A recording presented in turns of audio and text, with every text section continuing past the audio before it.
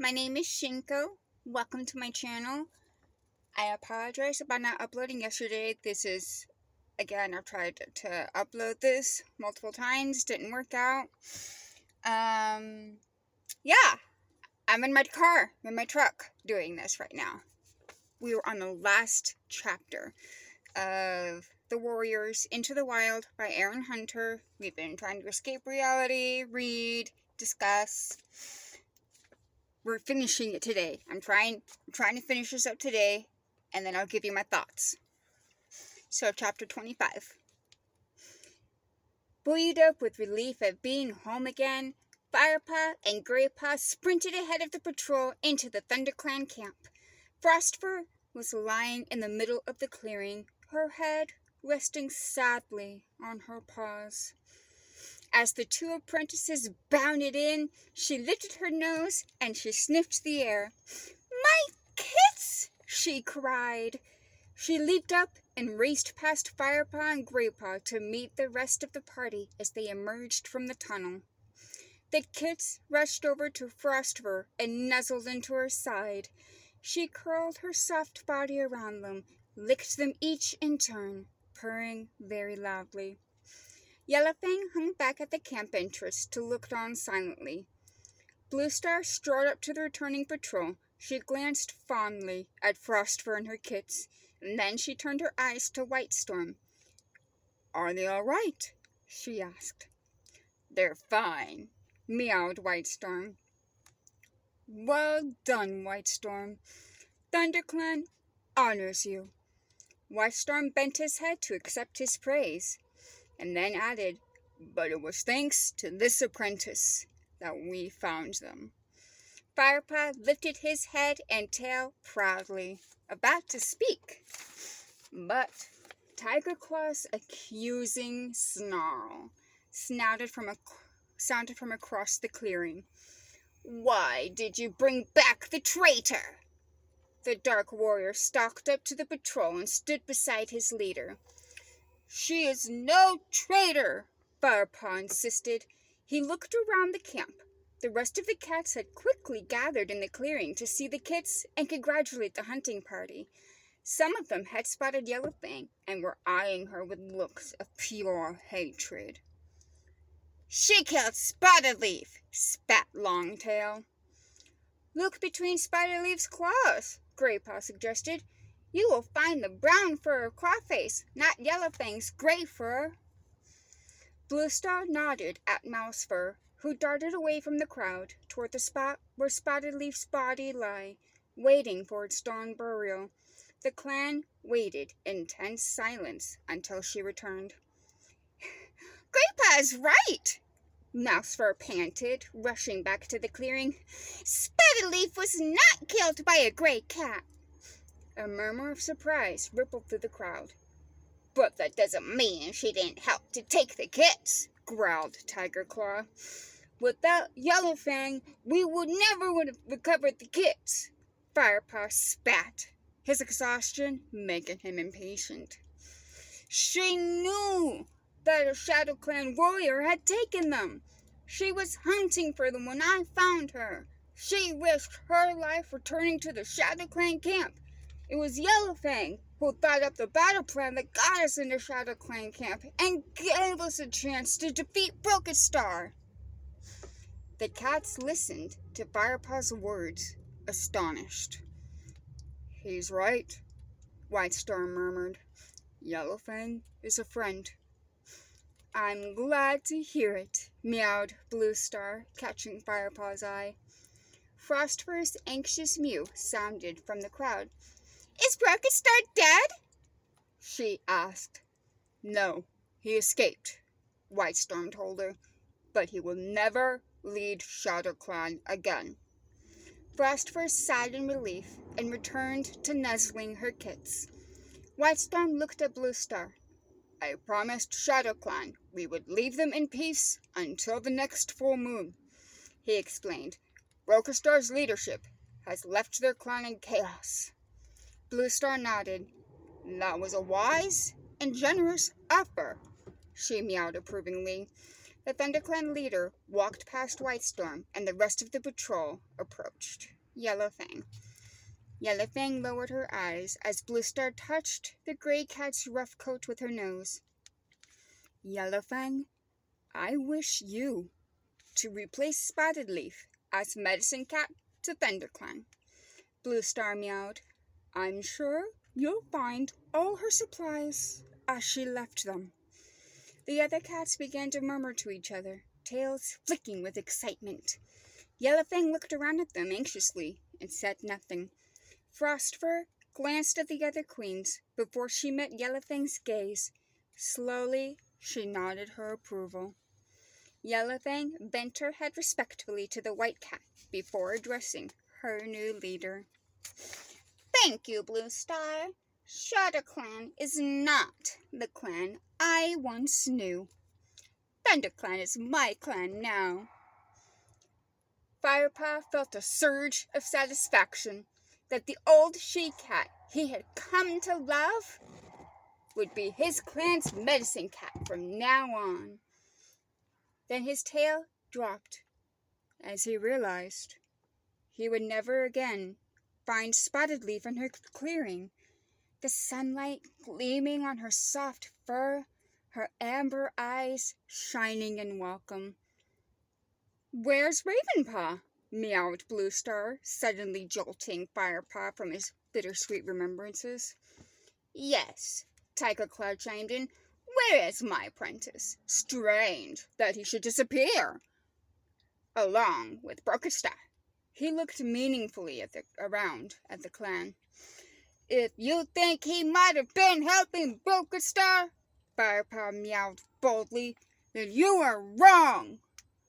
Tigerclaw stiffened, a menacing gleam in his yellow eyes. Ravenpaw is dead, Firepaw went on, and he dropped his head as if it weighed down in grief. We found his body in ShadowClan territory. From the sense around him, he must have been slain by a ShadowClan patrol. He looked at Bluestar.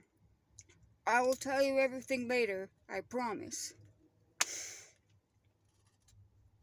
Yellowfang shot Firepaw a questioning look. Firepaw returned her gaze with a silent plea for her to hold her tongue. She twitched her ears briefly in understanding and looked away. I never said Ravenpaw was a traitor, hissed Tigerclaw. He paused and allowed an expression of sorrow to cloud his eyes before he turned to address the rest of the clan. Ravenpaw might have made a fine warrior. His death has come too soon, and his loss will be felt by many of us for a long time. Empty words, thought Firepaw bitterly. What would Tigerclaw say if he knew that Ravenpaw was safe, far beyond the forest, catching rats with barley? Bluestar broke the silence. We will miss Ravenpaw, but we shall mourn him tomorrow, for there is another ritual that must be performed. One I know that Ravenpaw would have taken pleasure in. She turned to Firepaw and Greypaw. You have shown great courage tonight. Did they fight well, Whitestorm? She asked. Like warriors, Whitestorm replied solemnly. Bluestar met his yellow-eyed gaze and gave a slight nod. Then she lifted her chin, fixed her eyes on Silverpelt's swath of stars.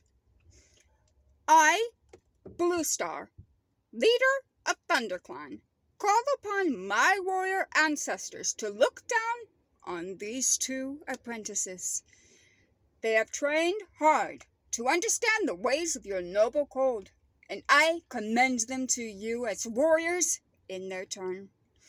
She looked down at Firepaw and Greypaw, narrowing her eyes.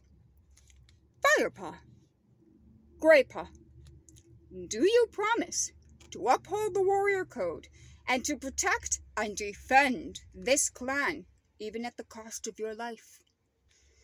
Firepaw felt something stir within him, a fire that burned in his belly and rang in his ears. He suddenly felt that everything he had done for the clan so far, all the prey he had stalked, all the enemy warriors he had fought, had been for the sake of this single moment. "I do," he replied steadily. "I do," echoed Graypaw, his fur bristling with excitement. "Then by the powers of StarClan, I give you your warrior names. Graypaw, from this moment you will be known as Gray Stripe. StarClan honors your bravery and your strength, and we welcome you as a full warrior of ThunderClan."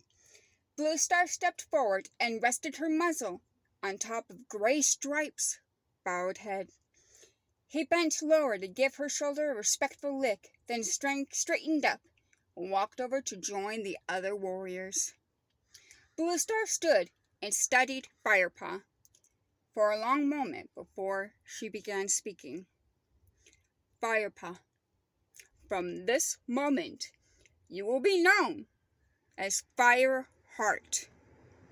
StarClan honors your bravery and your strength. We welcome you as a full warrior to ThunderClan." She touched her muzzle to his head and murmured, "Fireheart, I am so proud to have you as my warrior. Serve your clan well, young one." Fireheart's muscles were trembling so much that he could hardly stoop to lick Bluestar's shoulder. He purred hoarsely to show his thanks, and then slipped away to stand beside Graystripe. Meows of tribute sounded from the crowd, and the voices of the clan rose in the still night air to chant the new warrior names. "Fireheart, Graystripe! Fireheart, Graystripe!" Fireheart looked around the clan, seeing faces that had grown so familiar over the last few moons. He listened to them as they called his new name and felt overwhelmed by the kindness and respect he saw shining in their eyes. "It's almost moon-high," meowed Bluestar. "It is tradition of our ancestors. Fireheart, Graystripe must sit silent vigil until dawn and guard the camp alone while we sleep."